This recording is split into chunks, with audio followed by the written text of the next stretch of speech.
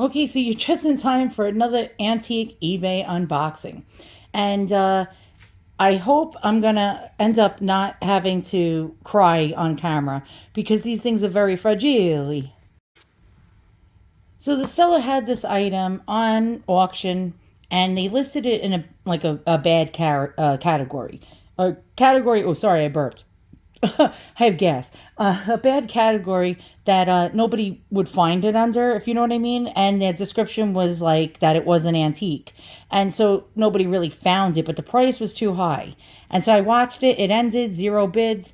And well, before it ended, that's what I was going to say. Before it ended. Now I like it when sellers that don't know what they're selling have a make an offer button because I make low ball offers. Now you might think that's terrible, but at the same time, it's how I get some of my things. And there was no make an offer button on it. And so I think they wanted $80 for this, and I was like, I don't have $80. So I contacted the seller. It had one day left for the auction to end. I contacted the seller and I said to the seller, would you take $30 for this item? You know, in my sweetest words that I could muster. And I was very polite. And the person said, well, there are two watchers on this, me being one of them and some other poor schmuck.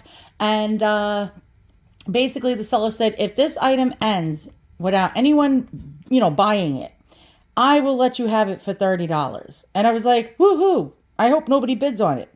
Nobody bid on it. And then they contacted me and said, I just relisted the item for 30 doll hairs. And I snatched it up immediately. And I was like, oh, God, please, because this is fragile. It seems like a newbie seller, and I hope they packed it well.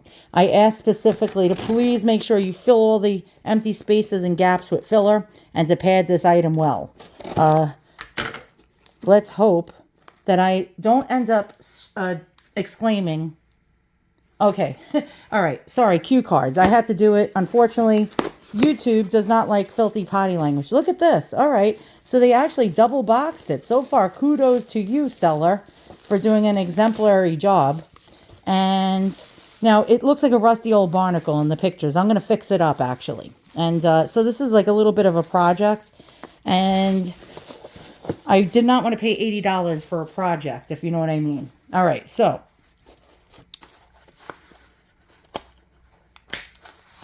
hooker gloves. Do not wear hooker gloves. You can't grip anything with hooker gloves. Oh, there we go. Okay. Oh, look at this. Okay, the seller really did listen. That is a good seller. Oh, my stomach's growling now. Jeez Louise. All right.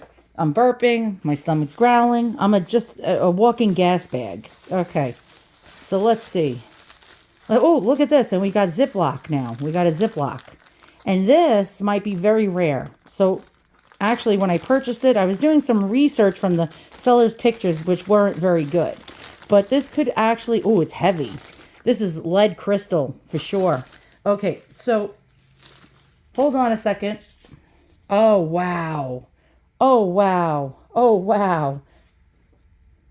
Yes, I got it. Yes, for sure. And what's a sleeper? A sleeper in antique collecting means something the seller doesn't know its value and you get it for a really good price. And so this is, oh, I love the color. Look at the color of this bottle. This is a perfume bottle. Look at this. It's known as, now this, oh, look at this. Do you see the contents in there, guys? I can't believe this. This is so rare. I kid you not. This is so rare. Okay, wait. I don't know if you could see. Do you see that those white granules in there? Look at this. And they move about in there. I don't know if you could see this. Oh, look at that. Do you see that? It looks like uranium. It actually is glowing green. Wait, I'm going to get my uranium tester out. I'll be back. All right, lights out. And wait, let me stand in front of my computer screen because, okay, let's see. Do we have uranium? Wait, I love finding, oh, look at this. The contents inside glow. Do you see that? Holy cow, is this like freaking uranium? Well, no, it would glow green. But it's a little bit, yeah, it's glowing a little green, the bottle. It could be me. Maybe I suck at this, but I have a black light. It looks a little like they used uranium. There's a slight amount of uranium, I think, in this bottle. Do you see the green? Yeah, wow, uranium. We got something deadly over here. Yeah, it's glowing green a little. Okay, old glass generally was made where they used uranium in it. Very, very interesting. Let's check this out. Yeah, you could see a little bit of green in there. I could be wrong. What do I know? Okay, so what is this granule inside the bottle? You might say, oh, it's cocaine. No, it's not cocaine. Wait, look at that. Do you see this? This is smelling salts. This is the stuff that would actually, I'm not going to, I was going to clean this bottle out, the inside of this bottle. But what this is actually when ladies would pass out, they would sniff this actual bottle to actually wake them up from a faint. Look at this. We have the original freaking granules in here. I only, actually, in collecting 25 years, I've only seen this twice, where I actually got the actual smelling salts. And so what is this color? This is called Bristol blue. And some people actually call it cobalt blue, but this is Bristol blue. Now let's look. Let's try to like take a look at the top. Now, it would have came with a glass stopper. 9 times out of 10, those are missing. I'm trying to see if there's any markings. Sometimes there'll be markings of the maker or metal content. Now, you can see this is like really badly, worn. It could be gold plated because I see like a lighter colored metal underneath it. And let's see, any other clues on here? Okay, so it could be gold plated at the top and this could be silver underneath it. Or it could just be plating over nickel. Do we see any other markings? I'm trying to find something, but I don't see anything. Now, this could actually be older than I expected. Now, look at this faceted bottle. Do you see this? It's all hand cut. Especially sometimes they used wheels. And you can see these really amazing panels. Look at the panels going through this. This is actually way better looking than it looked in the picture. Let's see, does it have its glass stopper? I highly doubt it. And it does not have its glass stopper. Now, I am sort of curious about those oh, it's coming out. A little bit of, I think either that or I was spitting when I was talking. Oh, wow. I would be so curious to sniff that, but I'll probably end up dropping dead. And it might be arsenic or some kind of poison. And let's see, let's get this closed. There we go. And this is actually, okay, we're going to do a little research right now, boys and girls. We're going to find out when was this made, where was it made, what country of origin, and all that other good stuff. Okay, so these type of bottles with this odd shape, people all over the internet are selling them in different colors, of course, different designs. Some people are saying it's from the Napoleon III era, which is like 1850s to 1870s. Some are saying this is English. Some are saying these are Dutch. Some are saying these are French. But what the hell? So we're going to do a little bit more, checking out on the internet and research. Now, although this is in no ways anywhere near similar to my bottle, the top is. It's a similar top. Now, this is actually French overlay glass. So it's like opaline overlay glass. And there we go. You can see panels and windows through the clear glass with a color over it. What does something like that sell for? That looks huge. Doesn't this bottle look huge? How big is it? I'm just curious. It is 3.5 inches high. 3.5 inches high. Now in the picture it looks huge, doesn't it? And they're selling that one for $680. And so you see another one similar to the cuts and facets and shape of bottle being sold here as 19th century Dutch. And we got a price of $240 for that one in ruby and clear glass. But is it Dutch? Oh, wow. It has like an interesting picture in the middle. Is it Dutch? Is it French? What the hell is it? How old is it? Now we see another unique bottle with facets cut into it. Now, it's not identical to mine. It's ruby red with gold gilding, being sold as circa 1700s. And so what is it? What do we have here? Okay, and we have another bottle in a similar blue color, not like mine, but you know what I mean? In that same type of color. And this one being sold as an 1880s bottle for around $220. And so we see another bottle, and it looks enormous, doesn't it? Being sold for $795 in turquoise with silver gilt on the top. How big is this one? What is it being sold for again? $795? Geez Louise. And it's only 3.9 inches high. And now we see another oddly shaped bottle that's faceted and cut, being sold as a 19th century French bottle, and it's small, by the way, very, very small, for $516.65. So as you can see, values are all over the place. Countries of origin and dates are all over the place.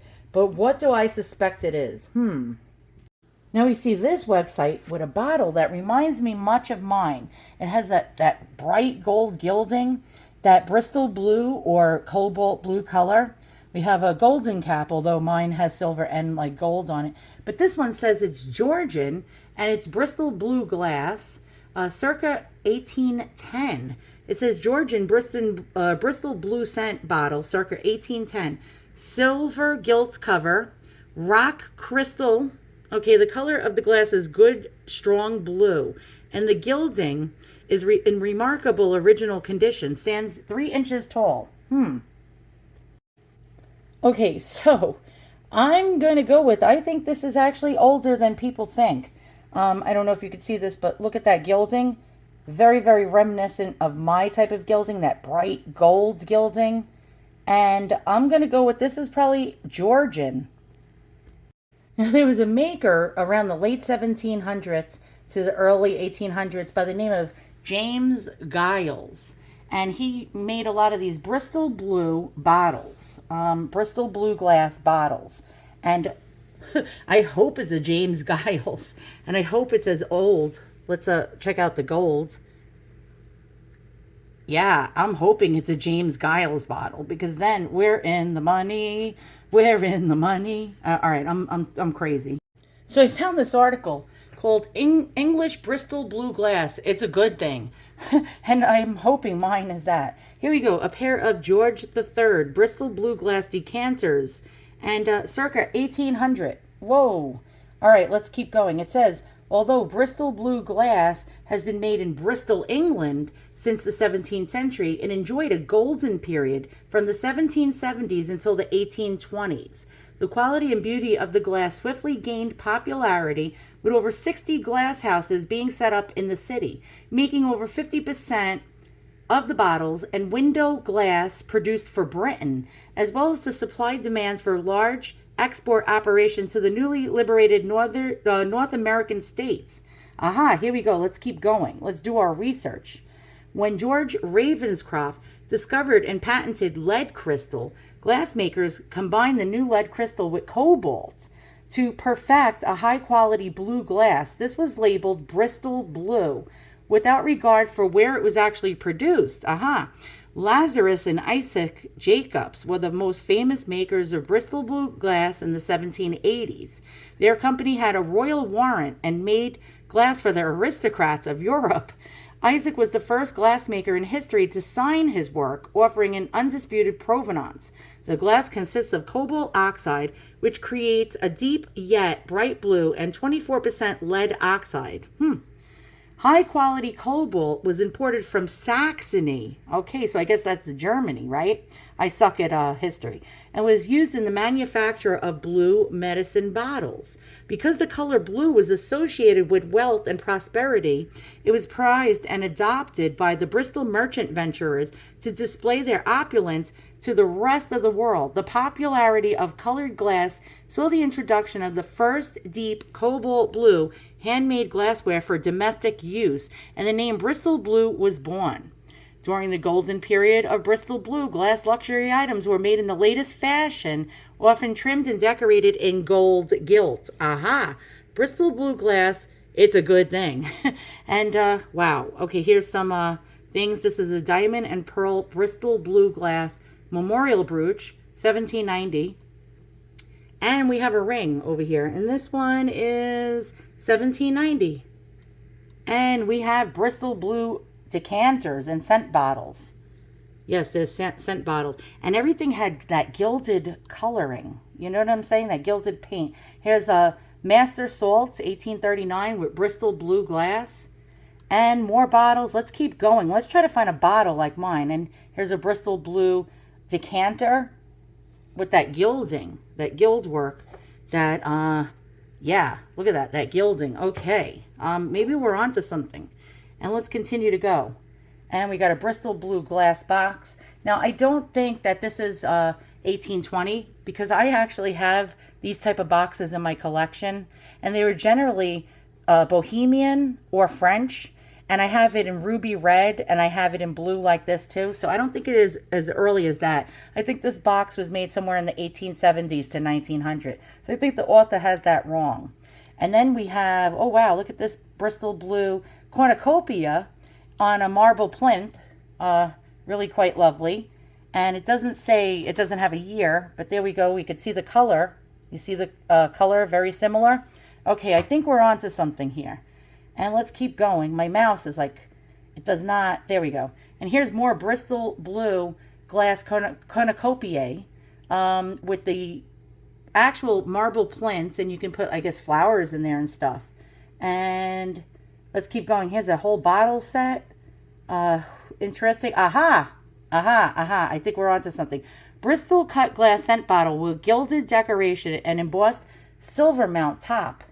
Oh, wow. Okay, I think we are onto something. Yes, I think we are onto something. All right, so let's check this out. And, yep, I think that's what we have here, boys and girls. Okay, so this says 19th century French Bristol blue perfume bottle circa 1870. Wow, $995 Australian. Don't know what that means in English. I mean, in American money. Oh, here we go. It says 19th century French Bristol perfume bottle, 1870. But all the gilding looks worn off. And we're still trying to figure out the age of mine. Now, I think mine is actually older.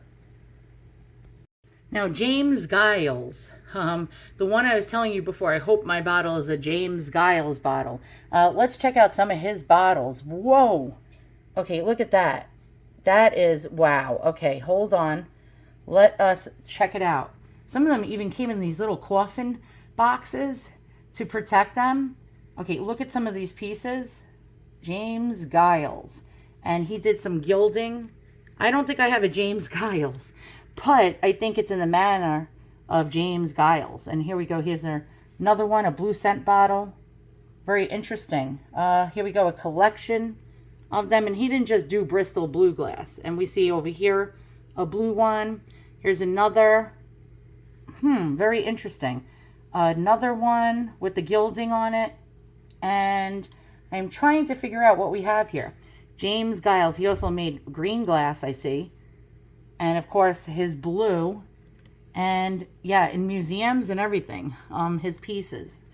And here are more James Giles bottles. And another one, research confirms Giles. Okay, so this person like must have got really happy. Here we go. What's this one? Glass Repairers. Okay, this website, I've been on it actually. It's a place in England that actually restores antique glass perfume bottles. Oh, okay. High quality James Giles scent bottle with 23.5 carat gold flower design, 18th century and very rare. And look at the shape on it. Let's check out the shape. It's not identical to mine, but it has that crazy cutout shape. As you can see, like we see the facets going around it, like so. And it's not probably, I'm trying to check the top. And can we see? Probably not. Very similar in shape. I don't know if it's a James Giles. I don't know if it's a James Giles bottle, but I'm assuming that this is actually older than I thought. So if you look in there, you can see the salts. Look at that. There's the salts in this bottle. And yep, look at that. Look how that, isn't that like amazing? Oh my God, that is the coolest thing ever. And so I'm going to go with that this is probably Georgian. I do not think it's Victorian. I think it is Georgian. I'm going to guess, no, I'm no expert, that this was made between 1830 and 1850. I'm really, really jazzed about this purchase. Look at this. I did wash it just now, just the outside, and it's sparkling now. And look at that color. Look at that design, very gothic. Do you see that? That gothic style. I think that was popularized and revived around the 1840s, 1850s. So I'm going to go with that this is around that time. What would I sell this for? Now that I know what I know, and doing my research and looking at the price of other bottles, I wouldn't sell this for less than $500 to $800. If I was to have to sell it on eBay, yeah, the poor sucker got $30 for this, and I feel really bad for him in a way, but I don't feel so bad. I never really feel guilty about these sort of things because I do my homework. The sellers don't do their homework. Look at the salts. I mean, that is just the coolest thing ever. If you are not willing to put the time in and the effort to research things, then hey, if somebody gets it for a really good price, you can't blame them.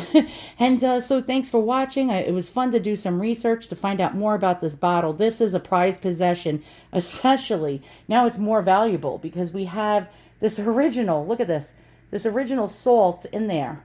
You don't see this every day, the original contents in a bottle. Thanks for watching. See you guys all soon, and so long. This is just absolutely gorgeous.